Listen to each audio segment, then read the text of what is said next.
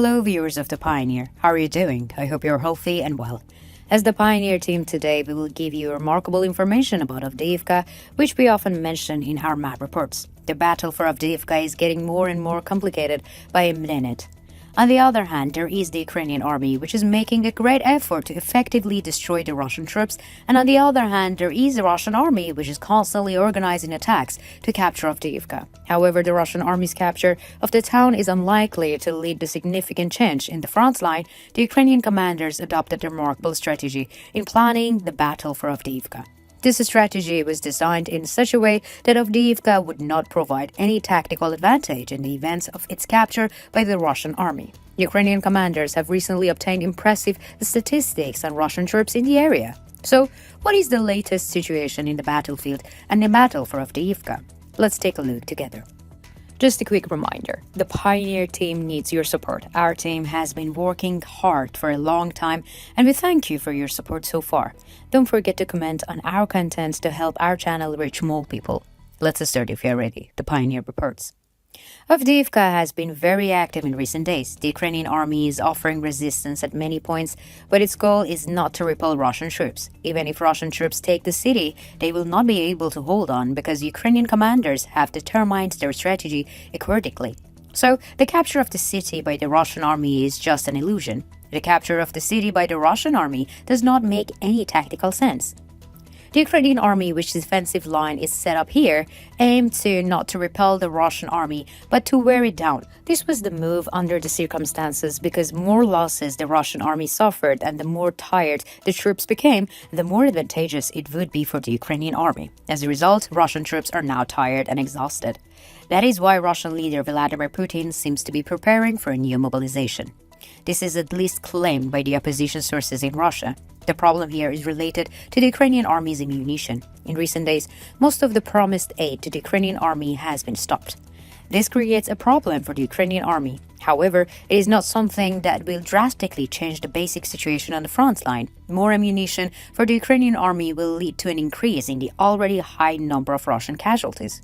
The Ukrainian army's lack of ammunition is of course a problem. However, the low quality of the Russian artillery can also be seen as an effective factor in maintaining this balance. According to the regional sources, the accuracy of the Russian artillery on the Avdiivka front line is quite low. They are often known for hitting empty fields instead of targets. This seems to slightly reduce the Ukrainian army's disadvantage. The key problem on the Avdiivka front line is evident in the death toll. The highlighted and previous reports, the Russian army's casualties along the Donetsk front line, especially in the Avdiivka area, are quite high. Looking at the statistics, it is clear how serious this problem is. For example, during an offensive by the Russian army, at least 20 Russian soldiers are killed, while only 1 Ukrainian soldier is killed. This represents a significant ratio of 20-1. This clearly shows that the Ukrainian army's strategy to wear down the Russian army on the Avdiivka front is effective. The operations of the armed forces of the Ukraine using unmanned aerial vehicles are constantly receiving widespread coverage. Especially in recent days, the topic of FPV drones have become more prominent. One of the advantages of the Russian army is that it is aggressive and therefore can use armored vehicles. However, the Ukrainian army seems to have found a solution for this situation. It is known that the Russian tanks have a higher ammunition capacity than NATO and Western tanks. This is due to the differences in the design of the Russian tanks. Russian tanks have a larger ammunition carrying capacity, but how healthy is this in terms of security? In order to carry extra ammunition, the armor may need to be made of lighter materials. The Ukrainian armed forces are turning the presence of this armor, which is an advantage for the Russian army to carry more ammunition, into the disadvantage by increasing the vulnerability of ammunition to external factors. This allows the Ukrainian army to use FPV drones to identify the weak points of the Russian tanks and use this disadvantage to its advantage. According to reports, the number of Russian tanks and armored vehicles destroyed on the Avdiivka front line has also increased significantly. Coming back to the Avdiivka front, many experts refer to this area as Bakhmut 2.0. This is because a similar process of encirclement and fighting took place in Bakhmut region. However, it was Wagner's special forces that led the fight in the Bakhmut area. Russian armed forces units did not play an active role in the Bakhmut struggle until the fall of the city.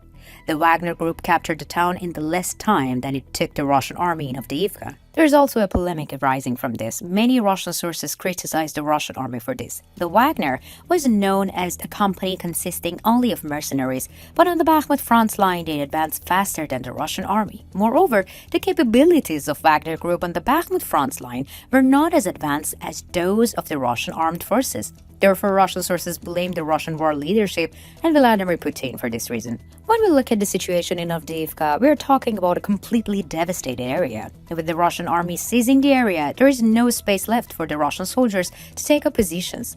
So, part of the Ukrainian army's strategy has been successfully completed.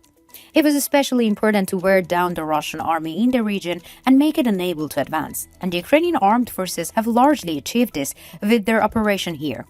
If the Russian army attempts to advance in Avdiivka, it will face Ukrainian counterattacks and its losses will increase.